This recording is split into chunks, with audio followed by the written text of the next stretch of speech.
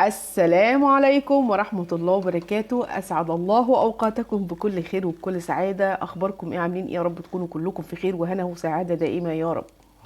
ونبدأ كلامنا بالصلاة على رسول الله. اللهم صل وسلم وبارك على سيدنا محمد عليه أفضل الصلاة والسلام. متابعين هتخس مع هبة الله، وحشتوني جدا جدا. في أسئلة كتير جت لنا على موضوع الصمغ العربي. ايه قصة الصمغ العربي؟ بيخسس ما بيخسس؟ ايه الفوائد بتاعته؟ ايه الاضرار بتاعته؟ لو مهتمة بموضوع الصمغ العربي كملي الفيديو للآخر. وطبعا ما تنسيش تعملي لي لايك للفيديو لو اول مرة بتشوفيني. اعملي لي اشتراك القناة وفعل الجرس عشان يوصلك كل جديد. الصمغ العربي، تعالوا الاول نشوف الصمغ العربي ايه الفوائد العظيمة بتاعته. طبعا له فوائد ما شاء الله، يعني حاجة كده، يعني فوائد ما شاء الله ممتازة. الصمغ العربي فيه نسبة ألياف عالية جدا، يعني احنا لما نقول الفوائد بتاعته في النهاية هنوصل للنتيجة اللي هي ردا على أسئلة ناس كتير. موضوع الصمغ العربي هل بيخسس ولا ما بيخسس؟ نقدر نستعين بيه في فترة الرجيم بتاعتنا ولا ملوش لازمة؟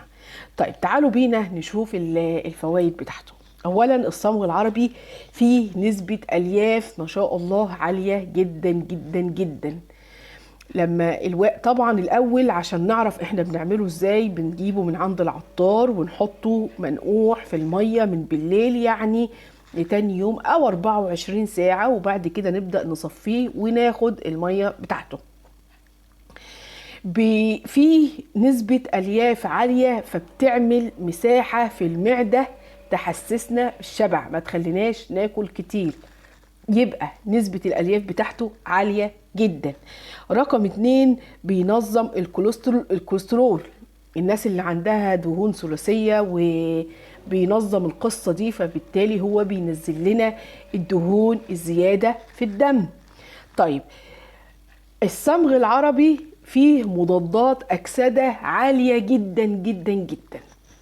طبعا مضادات أكسدة، خدوا بالكم الفوائد اللي احنا بنقولها دي في الأصل محتاجينها عشان نخس، تمام؟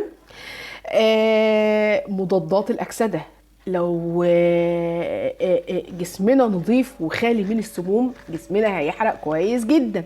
طيب يبقى عندنا الصمغ العربي مضاد عالي جدا للأكسدة. طيب كويس جدا للناس اللي عندهم سكر، لانه بينزل لنا سكر الدم. طبعا سكر الدم كل ما كان مرتفع كل ما بيدخلنا في دايرة من الجوع، كل ما بيحصل حالة تخزين دهون في الجسم، فبالتالي بيحصل عندنا زيادة في الوزن وبالأخص في حجم البطن. طيب يبقى الصمغ العربي بينزل لنا نسبة السكر اللي في الدم، يبقى حاجة يعني ممتازة جدا. بيقلل الدهون، نسبة الدهون كمان اللي موجودة في الدم أو في الجسم بيبدأ يقللها. بينزل السكر في الدم، بيبطئ طلوع ونزول السكر. قصة السكر طالع ونازل دي بيبطئ لنا القصة دي. سكر طالع سكر نازل، كل شويه جعانين كل شويه عايزين ناكل، وهو بينظم لنا موضوع السكر ده تماما، فبالتالي ما بنحسش بجوع، فبالتالي هنخس. طيب الناس اللي عندها ضغط دم عالي بينزل الضغط، يعني لو حد عنده ضغط عالي وخد الصمغ العربي بينزل لنا ضغط الدم. مضاد للبكتيريا، طبعا بيبقى فيه التهابات في جسمنا وفيه بكتيريا، بيظبط الدنيا تماما تماما معانا. بقول لكم بصراحة يعني في فوائد بصراحة جميلة جدا جدا جدا، وفي النهاية هنوصل انه كمان ممتاز في التخسيس. التهابات القولون، الناس اللي دايما عندها التهابات في القولون وعندها مشاكل في معدتها، المشروب الوحيد اللي يمكن دايما المشروبات الحارقة بنقول بلاش ناخدها على معدة فاضية، يمكن ده الوحيد اللي سمحنا بيه ان احنا نشربه على الريق على معدة فاضية، لانه اساسا بيظبط لنا القولون وبيظبط لنا تعب المعدة لو كان في تعب في المعدة. جميل جدا حتى للناس اللي بتشتكي من قولون مزمن معدتهم تعبانه، هتلاقي الدنيا اتظبطت معاهم. بيزود المناعه، طبعا قصه المناعه دي الفتره اللي احنا فيها والفيروسات اللي موجوده ربنا يعافيكم يا رب، فان يظبط لنا قصه المناعه عندنا دي حاجه جميله في حد ذاتها، جميله جدا جدا جدا. هتبص تلاقي لو جسمك لو جسمنا فيه التهابات من اي نوع، التهابات مفاصل، التهابات عظام، هتلاقي مع مرور وقت ما، بس طبعا مش من اول كوبايه ناخدها نحس بالكلام ده، لا يعني مثلا عاوزين على الاقل شهر نتبعه، هتلاقي الالتهابات اللي في جسمك او التهابات العظام اختفت تماما. فبالتالي بعد ما قلنا الكم الممتاز ده من الفوائد بتاعته، يبقى عندنا الصمغ العربي ممتاز جدا في التخسيس، نقدر نستعين بيه مع النظام الغذائي اللي احنا ماشيين عليه، هيساعد معانا في الحرق وينشط لنا الحرق ويظبط الدنيا جدا معانا. طيب ناخده ازاي يا هبه، نعمله ازاي؟ طبعا انا قلت الصمغ العربي اللي هو على فكره اللبان المر، لو في ناس مش عارفه يعني ايه صمغ عربي، اللبان المر بتروحي تجيبيه من عند اي عطار، تمام، ومش غالي على فكره. يعني انا سبق عملته وصورته هنا في القناه وعملت طريقته، ولكن هقول لكم تاني، بتجيبيه وتنقعيه في، يعني بتنقعيه في كوبايه، في لتر ميه كبير، وتسيبيه منقوح اكبر وقت ممكن. يعني لو سبتيه 24 ساعه بقى حلو قوي.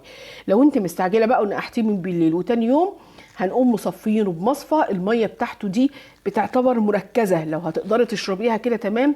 عاوزه تزوديها ميه عشان ما يبقاش مر علينا قوي، زودي. تمام. هتاخدي كوبايه على الريق الصبح، ونقدر ناخد كوبايه قبل الفطار، قبل الغداء بنص ساعه، وقبل العشاء بنص ساعه.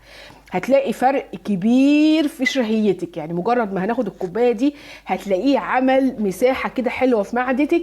حتى لو كلتي مش هتاكلي الكم اللي انت متعوده عليه، لانه عمل لنا حاله من تكميم المعده، فبالتالي مش هناكل كتير، هينشط لنا الحرق، هيقفل نفسنا، هيظبط لنا السكر. فبالتالي الصمغ العربي نقدر نستعين بيه فيه كمشروب من المشروبات الحارقة للتخسيس، وفي نفس الوقت اللي عندهم حساسية على صدرهم، عندهم مشاكل في معدتهم، مشاكل في السكر، مشاكل في الضغط العالي، في الكوليسترول، في الدهون، القصه دي كلها تتظبط يعني بعد مرور شهر من ان احنا نتبعه يوميا.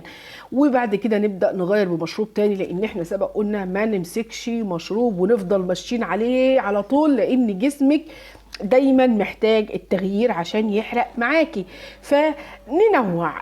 خدنا مثلا، قعدنا شهر متبعين الصمغ العربي، نغير بشاي اخضر، بقرفه، بجنزبيل، بكمون، يعني الليمون اللي هو المجفف ده، وكل ده، والشمر ومشروب الكزبره، كل ده عملناه على القناه عندنا ونازل، وممكن اسيب لكم لينك.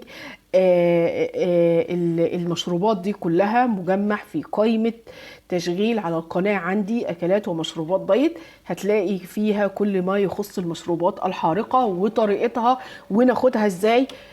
هيفيدكم جدا ان شاء الله. اتمنى يا رب يكون الفيديو عجبكم، ولو عجبكم ما تنسوش تعملوا لي لايك وتعملوا لي اشتراك للقناة، وانتظروني ان شاء الله في الفيديو القادم. كان معكم هبة الله، والسلام عليكم ورحمة الله وبركاته.